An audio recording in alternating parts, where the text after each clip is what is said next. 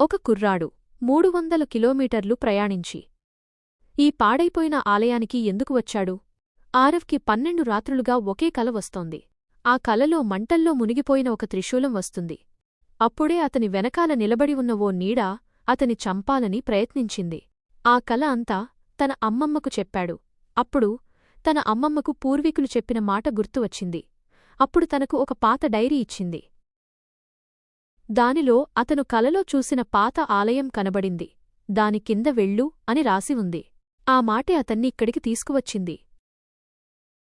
ఆ గుడిలో పాడైన గంటలు, గోడలకు పగుళ్ళు ఉన్నాయి. అక్కడొక త్రిశూలం కనపడింది. దాందగ్గరికి ఆరవ్ ఒక అడుగు వేయగానే అది ఎర్రగా మెరిసిపోయింది. అప్పుడు ఒక లోతైన గొంతు మెల్లగా, "నువ్వు తిరిగి వచ్చావా?" అంది. ఇది కేవలం ఆరంభం మాత్రమే. పార్ట్ 2 కోసం ఇప్పుడే సబ్స్క్రైబ్ చేయండి.